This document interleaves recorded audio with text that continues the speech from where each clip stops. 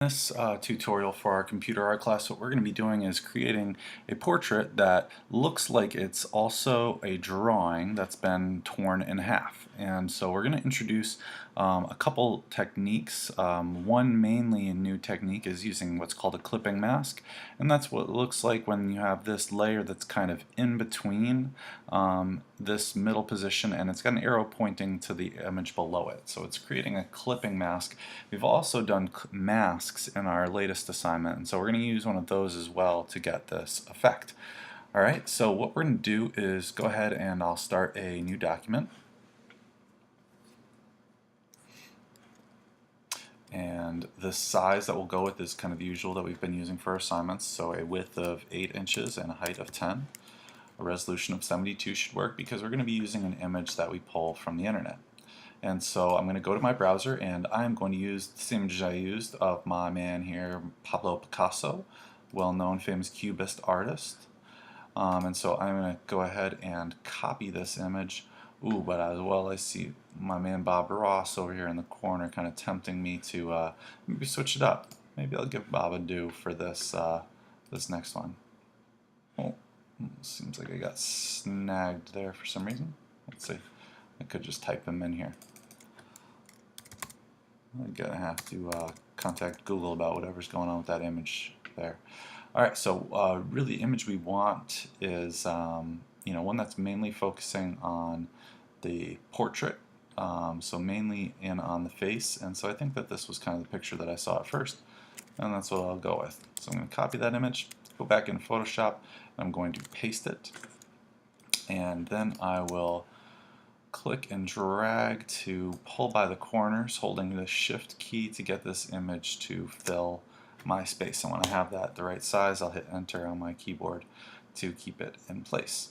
Alright, so just messing with the positioning here a little bit. I think that centered works pretty well. And so what I want to do now is we're going to create another layer of this same image. So I'm actually going to just right click on this layer and I'm going to go down to duplicate. Oh, maybe it's near the top. Alright, so we're going to duplicate and make a layer copy. And one copy is going to be the black and white one, the other one's going to stay the color. So if I just look back over at this for a minute, you'll see, yeah, my bottom layer should be my black and white one.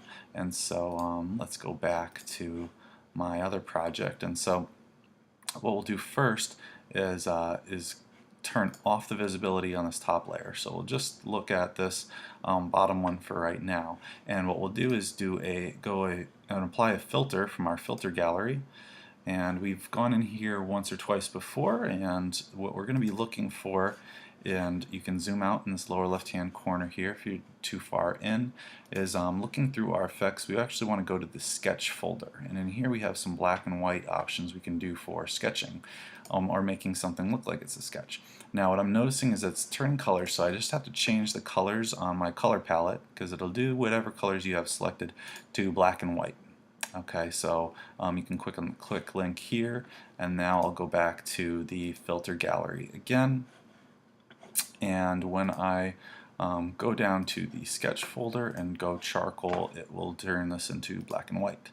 Now you have some different options you could use. You could use a graphic pen if that is an effect that looks better to you. Conte Crayon is another one, and Chalk and Charcoal is another one you could try. I think I like the look of the graphic pen actually. And we can play with the light and dark balance. I'm not really seeing the definition as well as I'd like to. Maybe try and play with turning the stroke length down. Okay, maybe I'll turn the dark balance up a little bit. I'm not sure I'm seeing the right amount of detail from that. So let's see, let's play with the charcoal option. I think that's what I used on my original. I'm not sure, just the very darkness of the eyes is throwing me off just a tad. So let's try the charcoal option. Alright. This is working out okay. But again, I think I really kind of liked this graphic pen look. And so what I'm going to actually do is I'm going to use the left side of the face on this one rather than the right side, because I see a little more detail in it, and I think that will work a little bit better for what we're trying to do. Alright, so now let's turn back on the visibility of our top layer here, and what we want to do is we want to create a layer mask on this layer. So using this icon in the lower right hand corner, we're going to create a layer mask, and when you click on this little thumbnail here for your mask, you're going to take your marquee tool, your square rectangular marquee tool. We're going to want to make a selection area that is about halfway down the face. So I'm trying to get it to be about, let's see, right in the middle there. Perfect. And actually I want to go to the left hand side because this is the side I want to reveal of the layer that's beneath it. So now if I go ahead and fill in this area black, okay, you'll see that this black half of the mask is revealing what's down below. Alright, now this is okay for now, but we want to add in that torn paper edge look. So what we're going to actually do is I'm going to go back to my browser. I'll just type in torn paper, and let's see what we get for images. So I believe that this is a good one right here. I think this might have been the one I used for my first example. So I'm just going to right click on this, copy the image. I'm going to go back to Photoshop rather, and now I'm going to go File, New, say OK, paste this down, and I'm going to remove the white from the background. Okay, so we're going to use our magic wand. We need to select this first layer and then click on the white in the background here. Now you'll see it's going to go into this letter, so what we need to do is actually change the tolerance. I'm going to change the tolerance to 2, so very low. So that really is just allowing it to select just the area here. Oops, back up on that. Around the image. Now I'm getting a little bit extra space here, but I think that this will actually work out pretty good. So right now though I have the space around it selected, so I'm going to need to go to Select, Inverse, and that will make sure that I've just selected the letter or the torn paper. I'm going to copy it, Command C, go back to my project and paste it in with Command V. Go ahead and rotate it into place here so that it's going straight up and down. And then holding Shift and pulling on the corners, I'm going to get it so it's at least the length of the canvas that we're working on. I'll press Enter to keep this in place.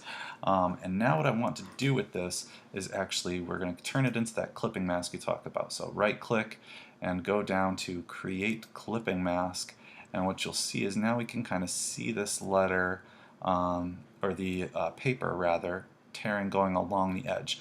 But something we need to do is we need to adjust our mask here on this layer so that it goes all the way to this edge. So we want to take our paintbrush tool and let's take a brush. It could really be any one, but it's actually kind of nice to use one of these textured brushes.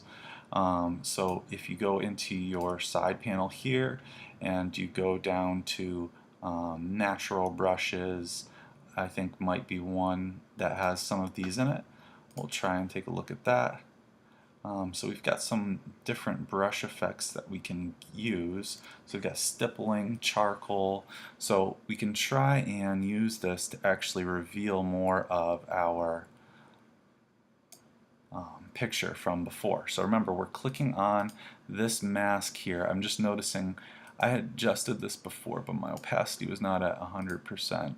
Or my flow. I was working on something else here. So now, there we go, we're getting that black that we wanted from this before. So again, just kind of going along the edge here